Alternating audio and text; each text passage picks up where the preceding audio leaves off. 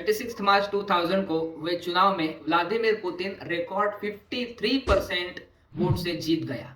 Moscow, वोल्गोडांस्क और उसके साथ अन्य अनेक स्थानों पर हुए चेचन आतंकी हमलों पर उसने जो कार्रवाई की उसका ये रिजल्ट था। 7 मई 2000 को ऑफिशियली उसने राष्ट्रपति पद की शपथ ग्रहण की।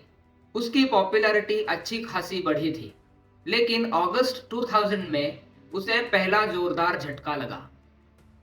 मुर्मांस्क के पास बेरेंट सी में रशिया की प्रतिष्ठित न्यूक्लियर सबमरीन कुर्स्क में गंभीर अपघात हुआ।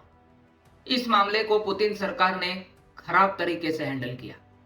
कर्स्क के बारे में कहा जाता था कि ये अनसिंकेबल और सेफ है, लेकिन अभ्यास के समय सबमरीन का एक टॉर्पीडो में विस्फोट हुआ और इसके बाद और 5-7 टॉर्पीडो में विस्फोट हुए।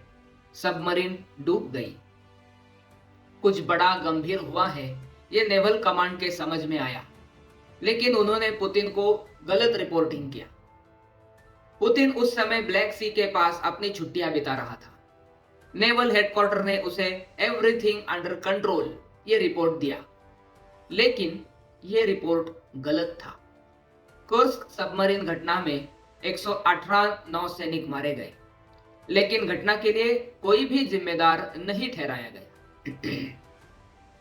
पुतिन मृत सैनिकों के परिजनों को मिलने के लिए गया और वहां उनका गुस्सा देखकर ज्यादा कुछ नहीं बोल सका। कुर्स्क घटना में रशिया की मिलिट्री कैपेबिलिटी पर भी शंका उत्पन्न हुई। साथ ही रशिया ने इसमें फॉरेन हेल्प लेने से बिल्कुल मना किया और शुरुआती महत्वपूर्ण समय बेकार चला गया। नहीं तो कुछ सैनिक बचाए जा सकते थे। बाद में नॉर्वे और यूके की मदद रशियन नेवी को लेनी पड़ी। इससे रशिया की और ज्यादा निंदा हुई। सोवियत यूनियन के कोलैप्स के बाद यह बड़ी दुर्घटना थी। बहुत सारे लोग नाराज थे, तो डैमेज कंट्रोल के लिए पुतिन ने फिर से रशिया को ताकतवर बनाने का अपना इरादा दोहराना शुरू किया। 1991 के बाद रशिया का राष्ट्रगीत और उसका कॉम्पोजिशन दोनों भी बदल दिए गए थे, लेकिन रशियन लोग सोवियत काल के बड़े बड़े समारोह नहीं भूले थे। उसमें बजने वाला सोवियत एंथेम लोगों को पसंद था। तो पुतिन सरकार ने एक काम किया। जिस कवि ने यह पुराना एंथेम लिखा था 1944 में, उस सर्गेई मिखालोव को फिर से नया एंथेम लिखने के लिए कहा और पुराने सोवियत एरा के कंपोजिशन के साथ नया रशियन नेशनल एंथेम 25 दिसंबर 2000 को रशिया में अधिकृत कर दिया गया। पुराने कट्टर सोवियत समर्थक और रशियन जनता दोनों भी इससे समाधानी हुए।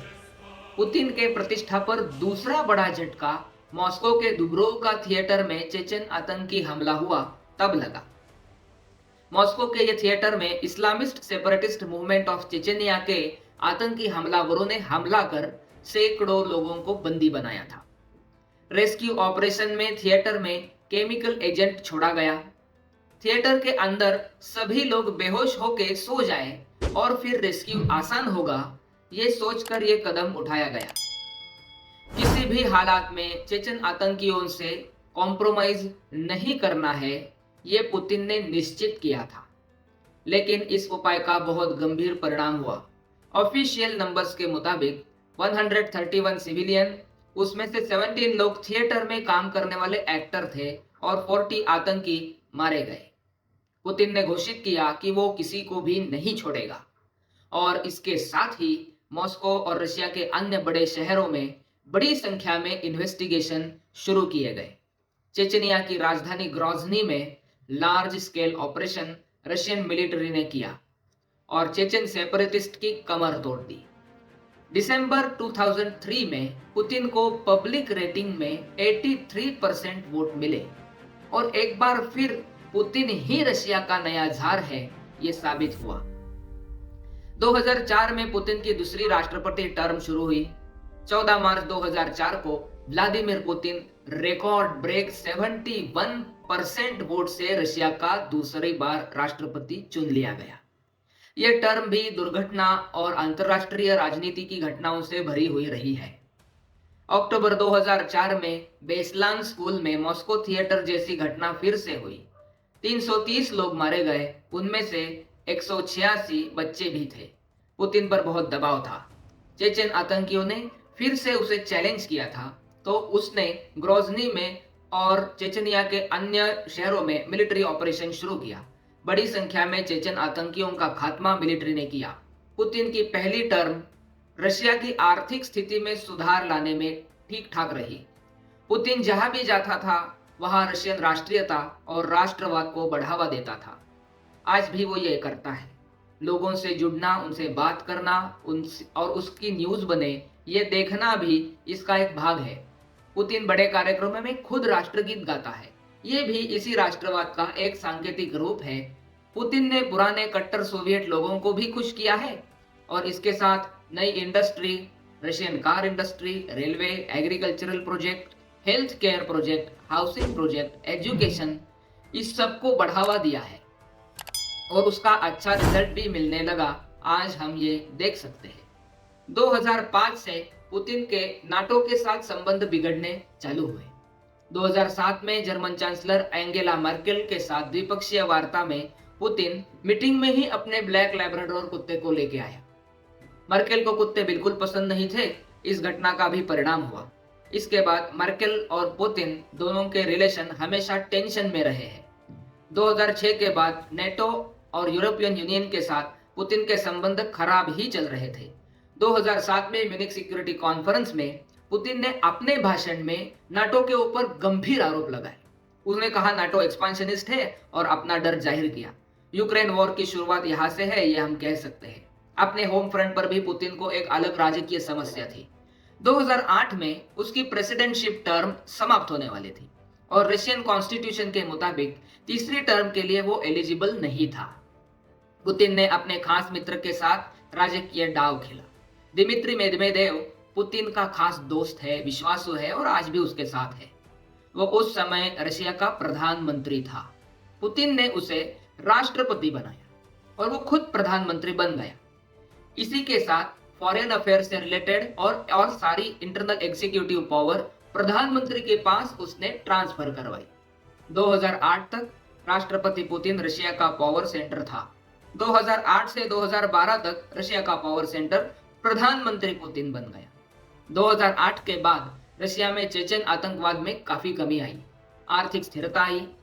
रशिया पहले जितना ताकतवर हुआ ये तो नहीं कह सकते, लेकिन रशियन फॉरेन ओपिनियन 2012 के बाद अंतरराष्ट्रीय जगत में फिर से महत्वपूर्ण हो गया। 2008 में रशिया को आर्थिक मंदी का सामना करना पड़ा, लेकिन 2012 तक स्थिति में सुधार आया। 2012 में राष्ट्रपति दिमित्री मेदवेदेव ने अपने पार्टी कॉन्फ्रेंस यूनाइटेड रशिया में घोषित किया कि अगला राष्ट्रपति उम्मीदवार पुतिन होगा। पुतिन ने भी इस बात को मान लिया। पुतिन 63% वोट लेकर तीसरी बार रशिया का राष्ट्रपति बन गया और रशिया में एक बार फिर राष्ट्रपति पूरा पावर सेंटर का सेंटर पॉइंट बन गया। दिमित्री मेदवेदेव प्रधानमंत्री बन गया। 2012 के बाद पुतिन और ज्यादा आक्रामक हुआ। 2012 के मई महीने में पुतिन ने शपथ ग्रहण किया और 2 ही दिन में एक प्रेसिडेंशियल डिक्री घोषित की। रशियन अर्थव्यवस्था को मजबूत करने के लिए बड़े आवश्यक सुधार उसने करवाए। खास करके डिफेंस इंडस्ट्री को उसने बढ़ावा दिया। 2014 में पुतिन ने यूक्रेन में अपना पहला बड़ा अटैक किया। अपने मित्र येवगेनी प्रिगोजिन के साथ मिलकर उसने यूक्रेन की क्रीमिया में मिलिट्री इनकर्जन शुरू करवाया। वॉग्नर आर्मी के नाम से प्रसिद्ध ये पैरामिलिट्री फोर्स के सैनिक क्रीमिया के अनेक शहरों में दिखने लगे। उन्हें स्थानिक भाषा में लिटिल ग्रीन मैन कहा जाता था। यूक्रेन के राष्ट्रपति के पद से हटने के साथ ही ये लिटिल ग्रीन मैन आर्मी ने क्रीमिया के सारे महत्वपूर्ण सैनिक ठिकानों पर कब्जा किया। बाद में जब क्रीमिया में सार्वमत हुआ तो क्रीमियन जनता ने रशिया में जुड़ने की अपनी इच्छा दी और रशिया को ही प्राथमिकता दी। क्रीमिया रशिया का हिस्सा हो गया। 2014 से ही रशिया युद्ध के मोड में था। यूक्रेन के और 3 प्रांत डोनेट्स्क, लुहांस्क, दोनबास में लोगों ने प्रदर्शन चालू किए। इस सभी के पीछे रशियन सेना और प्रिगोजिन की वॉग्नर आर्मी थे। पुतिन ने ये सब चलने दिया और वो सही समय का इंतजार में था। जिस दिन यूक्रेन नेटो की सदस्यता के लिए प्रयत्न करेगा, रशिया उस पर हमला करेगा, ये उसने निश्चित किया था। 2015 में रशिया ने सीरियन युद्धाभियान में भी हिस्सा लिया। 2017 में यूएस के प्रेसिडेंशियल इलेक्शन में भी पुतिन ने व्यक्तिशः और एजेंट के तहत साथ मिलकर हस्तक्षेप किया। पुतिन क्लियरली डोनाल्ड ट्रंप के समर्थन में था और ऐसा कहा जाता है कि हिलरी क्लिंटन के अगेंस्ट ओपिनियन बनाने के लिए पुतिन ने विशेष प्रयत्न किए। ट्रंप और पुतिन दोनों ने भी ये बात नकार दी है, लेकिन बाद में एक साक्षात्कार में पुतिन ने कहा कि यह बिल्कुल असंभव है, ऐसा नहीं कह सकते।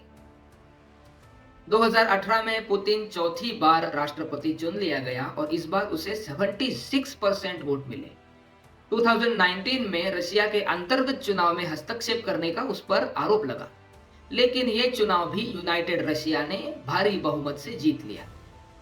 इसके बाद पुतिन के सामने बड़ी समस्या थी कोविड-19। रशिया में पुतिन के कोविड काल में किए काम पर सम्मिश्र प्रतिक्रिया है। इस कालखंड में पुतिन की ताकतवर व्यक्ति ये प्रतिमा नहीं रही, ऐसा बहुत सारे लोग कहने लगे हैं। कोविड के कम होते ही पुतिन ने उसके राजकीय जीवन का एक बहुत बड़ा निर्णय लिया। रशियन संविधान में बदलाव करके वो 6 वर्ष के 2 टर्म राष्ट्रपति के लिए चुनाव में हिस्सा ले सकता है, ऐसा प्रावधान उसमें ऐड किया। जुलाई 2021 में पुतिन ने अपने भाषण में कहा, यूक्रेन बेलारूस रशिया के भाग है, उन्हें रशिया में दाखिल होना चाहिए। और यही बात नवंबर 2021 में उसने दोहराई। और फाइनली फरवरी 2022 में रशिया ने यूक्रेन पर फुल स्केल इन्वेजन शुरू किया। वग्नर आर्मी और प्रिगोजिन इसमें पुतिन के शुरुआत में साथ में थे, लेकिन कहा जाता है कि पुतिन का एडमिनिस्ट्रेशन और मिलिट्री के टॉप कमांडर इस इन्वेजन के पक्ष में नहीं थे। पुतिन ने उन्हें नजरअंदाज कर दिया और यूक्रेन पर हमला कर दिया और युद्ध आज भी चल रहा है। इसके कारण पुतिन को युद्ध गुनहगार घोषित करके इंटरनेशनल क्रिमिनल कोर्ट में केस चलाने की मांग हुई है। रशिया ने यूक्रेन के जापोरित्सिया, डोनेट्स्क, लुहांस्क पर आज भी कब्जा जमाया है। रशिया को इस पूरे घटनाक्रम में चाइना का पूरा समर्थन मिल रहा है और भारत ने भी पूरी तरह से तटस्थ रह के एक अच्छा निर्णय लिया है। आगे इस युद्ध में क्या होगा ये आने वाला समय बताएगा। आगे इस घटनाक्रम में जो होगा उस पर मैं जरूर वीडियो बनाऊंगा। मेरी ये वीडियो आपको कैसे लगी कमेंट में जरूर बताएं। वीडियो को लाइक करें, मेरे चैनल को तुरंत सब्सक्राइब करें, पास के बेल आइकॉन को जरूर दबाएं और शेयर करना ना भूलें। आपके आशीर्वाद से ही हमें प्रेरणा मिलती है। फिर मिलेंगे एक नए विषय के साथ, तब तक के लिए नमस्कार। जुड़े रहें मेरे इकोज ऑफ हिस्ट्री चैनल के साथ। धन्यवाद।